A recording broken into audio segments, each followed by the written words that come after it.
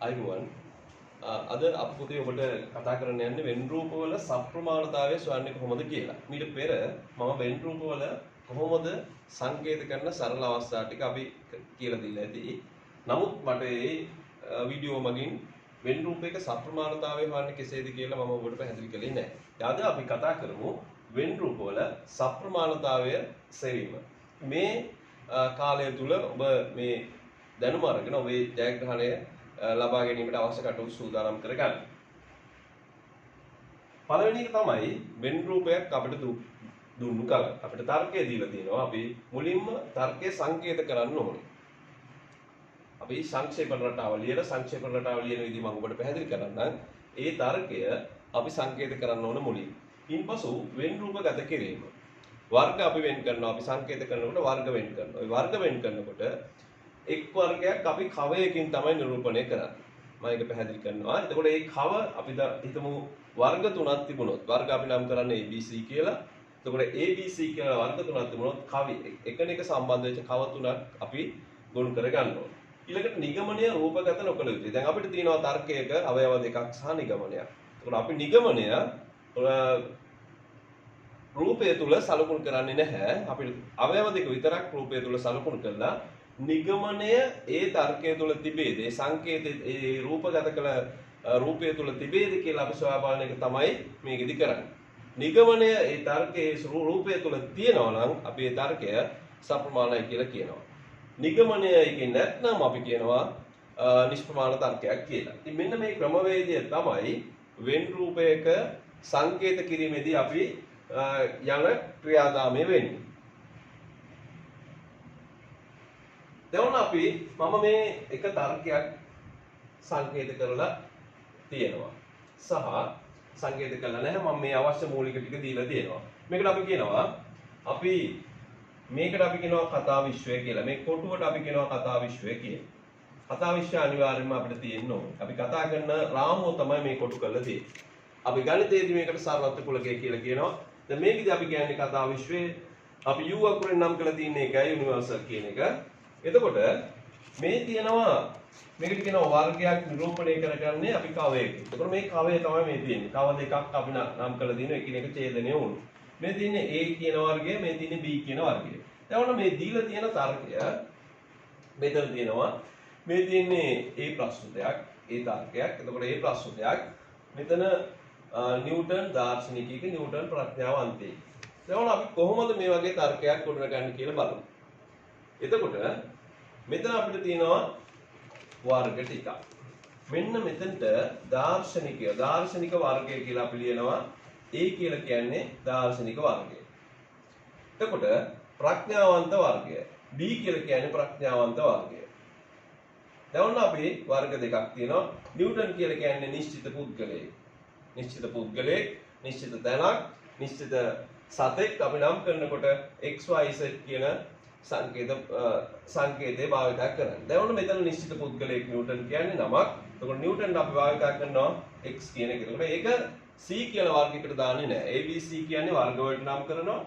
XYZ මේ විදිහට යන්නේ නිශ්චිත පුද්ගලයෙක් තැනක් එහෙම නැත්නම් නිශ්චිත ස්ථානයක් නම් කරන්න අපි භාවිත කරන XYZ.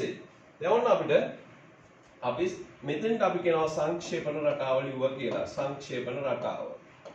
මේ සංක්ෂේපන රටාව ඊට පස්සේ අපි සංක්ෂේපන රටාව ලියලා අපි සංකේත කරගන්නවා. මම මුලින් ඔබට කියලා දීලා තියෙයි මේ ප්‍රස්තුතයක් කොහොමද සංකේත කරගන්නේ? ඒක වාචී ප්‍රස්තුතයක් කොහොමද සංකේත කරන්නේ? අපි සංකේත මුල් පාඩමත් එක්ක සම්බන්ධ කරගන්න මේකේ ගැටලු තියෙන අය. එතකොට ඒකයි මේක සම්බන්ධ කරගත්තාම සම්පූර්ණ පාඩමම ආවරණය වෙලා තියෙන්නේ. දැන් බලමු කොහොමද වෙන්නේ කියලා. පළවෙනි එක කියන්නේ දාර්ශනිකයෝ ප්‍රඥාවන්තය.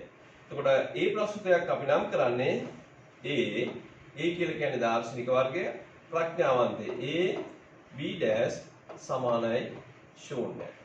ඔන්න ඒ ප්‍රස්තුතයක්. එතකොට A කියලා කියන්නේ දාර්ශනිකයින් නොවන ප්‍රඥාවන්තයින් නොවන දාර්ශනිකයෝ නැත කියන එක තමයි මේ සංකේත වෙන්නේ. එතකොට ඒ ප්‍රස්තුතයක් මේ විදිහට සංකේත වෙනවා. එතකොට පළවෙනි එක තමයි මේ තියෙන සංකේත කරලා A B dash සමානයි 0.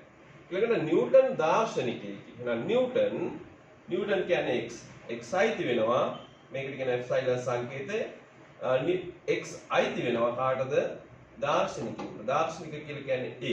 එතකොට Aට අයිති වෙනවා. x අයිති වෙනවා Aට. ඊට පස්සේ නිගමනය. නිගමනය වල මම වෙන් කළා.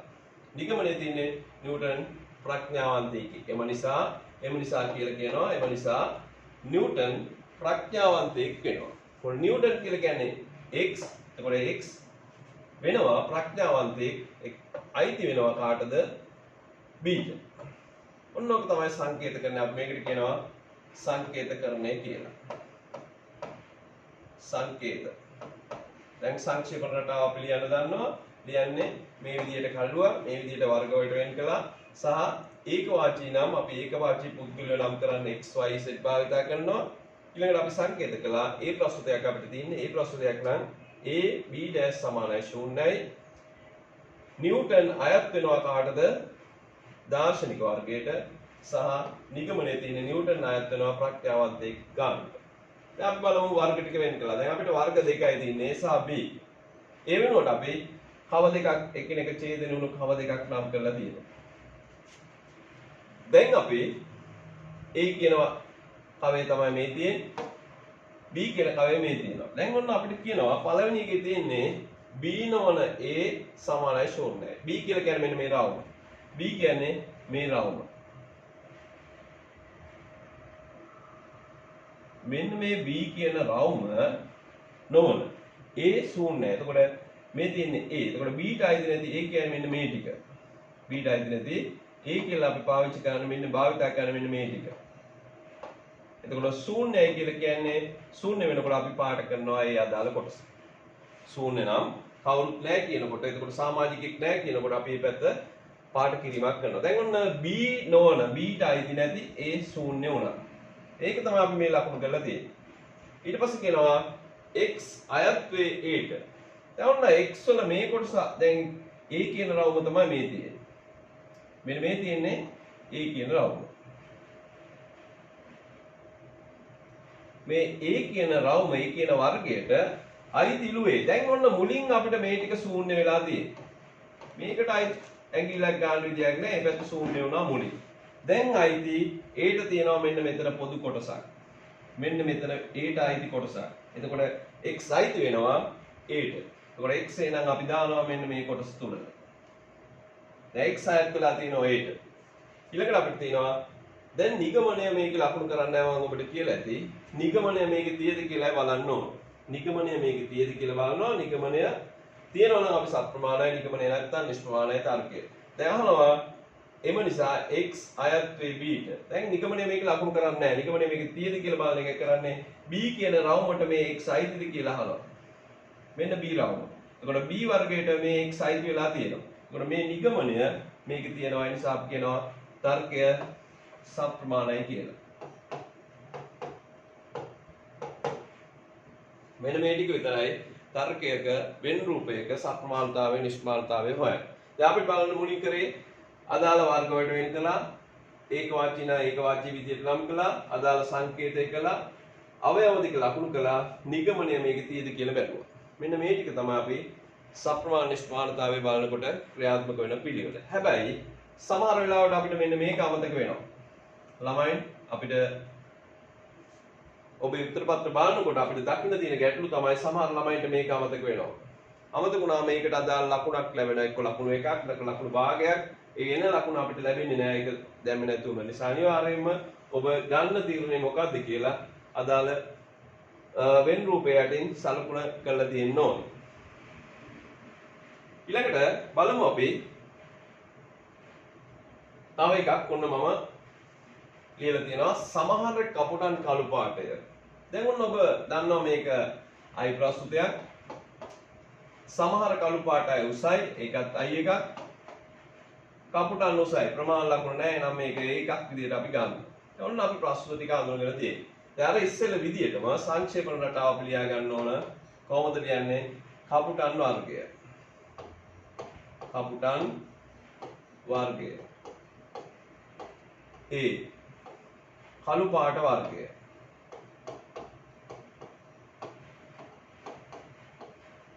B සහ උස වර්ගය. C C. ඔන්න වර්ග 3ක් තියෙනවා. අපි මේ විලාවට කරන්න ඕනේ දැන් වර්ග ටික දැකලා දැන් අපි දන්නවා I ප්‍රස්තුතයක් කොහොමද සංකේත වෙන්නේ කියලා. I එකක් සංකේත වෙන්නේ දැන් අපිට තියෙනවා කපුටන් කළු පාටයි. ඒකට කපුටන් කියලා කියන්නේ A, කළු පාටයි කියලා කියන්නේ B. AB අසමානයි ශූන්‍යයට. AB වල අසමානයි ශූන්‍යයි. මේ දෙකේ කපුටෝ ඉන්නවා කළු පාටයි. අසමානයි ශූන්‍යයට. AB අසමානයි ශූන්‍යයට. දෙවෙනි එකත් I එකක් සමහර කළු පාට අය උසයි. එතකොට සමහර කළු පාටයි කියලා කියන්නේ B, කළු පාට අය උසයි කියලා කියන්නේ C. එතකොට BC අසමානයි ශූන්‍යයට. ඊට පස්සේ නිගමනය A ප්‍රස්තුතයක් තියෙනවා.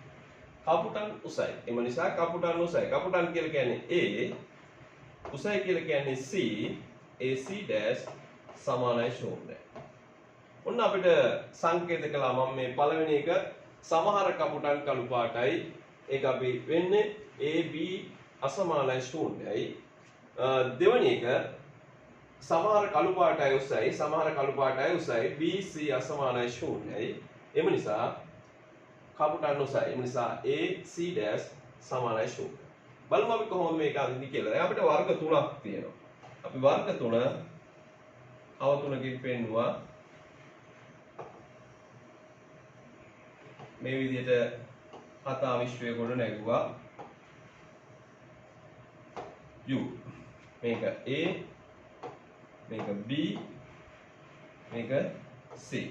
දැන් ඔන්න අපිට කව තුන හරි. දැන් අපි අර විදිහට ලකුණු කරනවා. දැන් අපිට තියෙන දෙකම විශේෂ අවයව දෙකක්. මතක තියාගන්න මම මේක මතක් කරන්න මතක් වුණු වෙලේ පළවෙනි එක සාමාන්‍ය ප්‍රස්තුතයක් වුණොත් A හෝ E එකක් වුණොත් ගැටලුවක් නැහැ. අපිට තියෙන්නේ සංකේත කරගෙන ගියා. පළවෙනි එක විශේෂ ප්‍රස්තුතයක් වෙලා I එකක් හරි O එකක් හරි වෙලා දෙවෙනි එක සාමාන්‍ය ප්‍රස්තුතයක් වෙලා තිබුණොත් දීලා තිබුණොත් අපි මුලින් ලකුණු කරන්නේ දෙවෙනි එක ලකුණු කරලා තමයි එකට යන්නේ. ඒක කරන්නේ පළවෙනි එක විශේෂ ප්‍රස්තුතයක් වෙලා I හරි O එකක් හරි වෙලා දෙවෙනි එක සාමාන්‍ය ප්‍රස්තුතයක් තිබුණොත් A එකක් හරි O E එකක් හරි තිබුණොත් අපි මුලින් ලකුණු කරන්නේ මෙන්න මේ දෙවෙනියට තියෙන සාමාන්‍ය ප්‍රස්තුතය ලකුණු කළා තමයි දෙවෙනි එක ලකුණු කරන්නේ පළවෙනි එක ලකුණු කරන්නේ. දැන් මේක එහෙම ගැටලුවක් නැහැ. මේක දෙකම විශේෂ ප්‍රස්තුතයක්. ඒ නිසා අපිට තියෙන්නේ මේක ලකුණු කරගෙන ගිහිල්ලා නිගමනයේ තියෙද කියලා බලන එක. දැන් බලනවා AB අසමානයි ශූන්‍යයි. මෙන්න AB.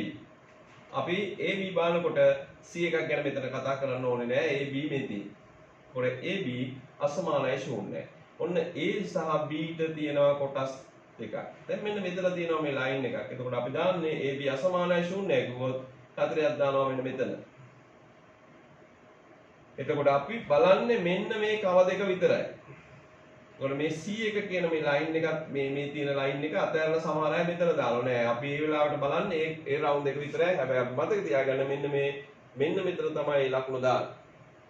AB අසමානයි ශූන්‍යයි. ඊළඟට BC අසමානයි ශූන්‍යයි. එතකොට බලන්න B සහ C එක විතරයි.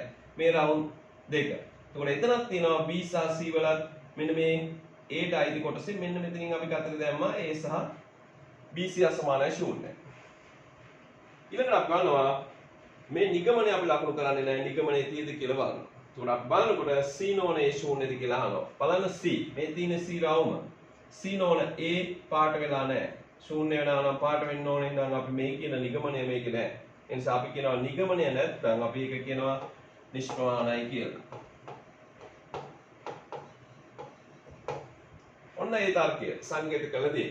බලමු අපි තව එකක් හදලා. හවුන්ට් අන්නද අංගෙත සත්තු කොළ පාටයි හවුන්ට් කොළ පාටයි. ප්‍රස්තුත තුනම ඒ ප්‍රස්තුත තුන.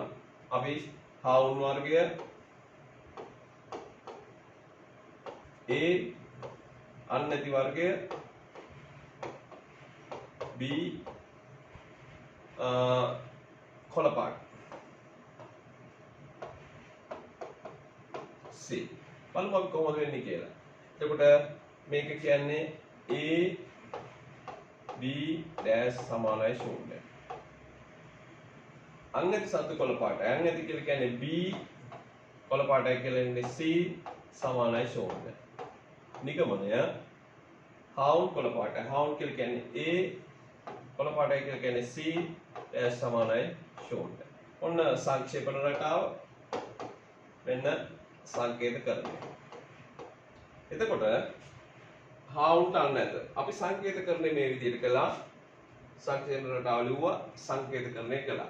අපි අර විදිහට වර්ග තුනක් තියෙනවා. ABC කියලා කියන්නේ වර්ග තුනයි. එතකොට වර්ග තුන අපි අර විදිහට එකිනෙක කව තුනක් අපි සම්බන්ධ කව තුනක් ගොඩනැගුවා.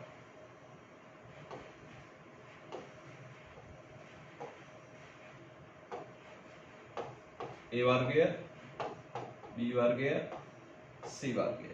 දැන් ඔන්න අපි ලකුණු කරනවා මේ අදාළ තොරතුරු ටික. B නෝන A ශූන්‍යයි. B නෝන A මෙන්න B. මේ දෙන්නේ B. B ට අයිති නැති A. දැන් මම කිව්වේ අපි කතා කරන්නේ A සහ B නම් C එක ගැන අපිට අදාළ නැහැ. අපි දෙන්න කතා කරනවා නම් පිටස්තර අය ගැන කතා කරන්න ඕනේ නැහැ වගේ තමයි. ඒකේ අපි කතා කරන්නේ මේ වෙලාවට A B වර්ග දෙක විතරයි. C එක අපිට ඡේදනය වෙලා තිබුණා කියලා අපි ඒක ගැන හිතන්න ඕනෙම නැහැ. එතකොට B නෝන A ශූන්‍යයි කිව්වම මෙන්න B එක මෙන්න A එක. එතකොට B ට අයිති නැති A ශූන්‍යයි කිව්වම අපි මෙන්න මේ ටික ඔක්කොම පාඩ කරන්න ඕනේ. මෙන්න මේ ටික C ට අයිති කියලා අතාරින්න බෑ.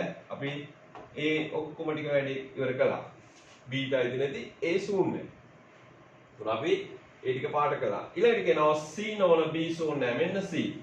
C ට අයිති නැති B ශූන්‍යයි. උඩ ඒක කරන්නේ තර විදිහම තමයි. ඒට අයිති කියලා අතාරින්නේ නැහැ. C ට අයිති නැති B ටික පාට කරලා දැම්මා. දැන් ඔන්න C නෝන B ශූන්‍යයි. එතකොට ඒක හරිය. ඊළඟට අපෙන් අහනවා C නෝන A ශූන්‍යද කියලා. C ට අයිති නැති A ශූන්‍යද කියලා. මෙන්න C ට අයිති නැති A ශූන්‍ය නම් මේ ඔක්කොම පාට වෙලා තියෙන්න ඕන. මෙන්න C රවුම. C ට අයිති නැති ඒ ඔක්කොම පාට වෙලා තියෙනවා. එහෙනම් අපිට මේ නිගමනය මේක තියෙනවා. ඒ නිසා අපි කියනවා සප්‍රමාණයි කියලා. හරි. ඒක තමයි අපේ පළවෙනි එක. හරි. බලමු අපි තව තර්කයක් සංකේත කරලා. දැන් මේකේ තියෙනවා මිනිස්සු ගස් මිනිස්සු වර්ගය. මිනිස්සු වර්ගය A ගස් නගින වර්ගය B වඳුරෝ වර්ගය C. ඒක දෙන්නේ A ප්‍රශ්න තුනක්. ඒ නිසා බලමු සංකේත කරලා මිනිස්සු ගස් නැගිටි. එතකොට A B dash සමානයි ශූන්‍ය. මිනිස්සු ගස් නැගිටි. වඳුරෝ ගස් නැගිටි. වඳුරෝ කියන්නේ C. ගස් නැගිටි කියන්නේ B B C B dash සමානයි ශූන්‍යයි. ඊළඟට එම නිසා නිගමනය එම නිසා මිනිස්සු වඳුරෝය. මිනිස්සු A C dash සමානයි ශූන්‍යයි. දැන් අපි සංකේත කළා අර විදිහම තමයි වර්ග 3යි. එතකොට අපි කව තුනක් වර්ග 3ක් ඇඳ ගන්නවා.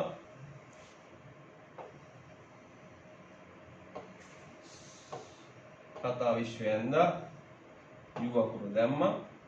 වර්ග ටික නම් කරගත්තා A B C කියලා. දැන් අපි ලකුණු කළා. B නෝන A ශූන්‍යයි. ඉස්සෙල්ලා වගේම B ට අයිති නැති A ශූන්‍යයි. මේ ටික C ට අයිති කියලා එහෙම අතාරින්නේ නැහැ. ඊට පස්සේ B නෝන C ශූන්‍යයි. B ට අයිති නැති C ශූන්‍යයි. එතකොට C කියලා කියන්නේ මෙයා. එතකොට මේ ටික අපි පාට කළා. ඊළඟට C නෝන A ශූන්‍යද කියලා අහනවා. C ට අයිති නැති A ශූන්‍යද? මෙන්න C. මෙන්න C. C ට අයිති නැති A ශූන්‍යද? මෙන්න A. එතකොට පාට වෙච්ච නැති A කොටසක් තියෙනවා. මෙන්න මේ කොටස් දෙක පාට වෙලා නැහැ. දැන් A ශූන්‍ය වෙලා නැහැ. මේ නිගමනය මේකේ නැහැ. ඒ නිසා අපි කියනවා තර්කය නිෂ්ප්‍රමාණයි කියලා. මේ විදිහට අපිට පුළුවන් තර්ක ශාස්ත්‍රයේ දැන් මම ප්‍රධාන අපිට තියෙන පාඩම් ටිකක් තමයි මම ඔබත් එක්ක කතා කළේ මේ වෙන් රූප වැඩසටහන. එතකොට මේක අපි ඊටාම ලේසි ලකුණු ලබා ගන්න. අපි හැම වෙලේම වෙන් රූපයක් සංකේත කරන්න පෙර හොඳට කියවන්න මොන ප්‍රස්තුතයද අයිති. ඒකවාදී ප්‍රස්තුතයක්ද? ඒකාදිවාචී ප්‍රස්තුතයක්ද? සාමාන්‍ය ප්‍රස්තුතයක්ද? නිෂේධන ප්‍රස්තුතයක්ද? මේක අපි හොඳට අධ්‍යයනය කරලා ඒක සංකේත කරන විදිය පුරුදු වෙලා තමන් ඒක සංක්ෂේප රටාව හරියට ලියලා වර්ග ටික අඳුනගෙන සහ ඒක වාචී නම් මේක xy z කොහොමද අපි අඳුන ගන්න ඕනේ. ඒ අඳුනගෙන ඉවරලා අපි වෙන් රූපය සංකේත කරගන්න ඕනේ. සංකේත කරලා රූප සටහනක් ගොඩනගා ගන්න ඕනේ. ඊට පස්සේ නිගමනය ලකුණු කරන්නේ නැහැ මතක තියාගන්න. ඒ අනුව නිගමනය තියෙනවා නම් අපි ඒක තර්කයේ සප්මාන වෙනවා. නිගමනය ඒකේ දක්නට නැත්නම් අපි ඒකට කියනවා නිෂ්මාන තර්කයක් කියලා. ඔය ටික තමයි අපිට වෙන් රූප වල කතා කරන්න තියෙන්නේ. now ඔබ මේ පාඩම් මාලාව හා සම්බන්ධ වෙන්න සම්බන්ධ වෙලා ඔබේ විභාග ජයග්‍රහණයත් කරගන්න කියලා පතනවා. ඔබට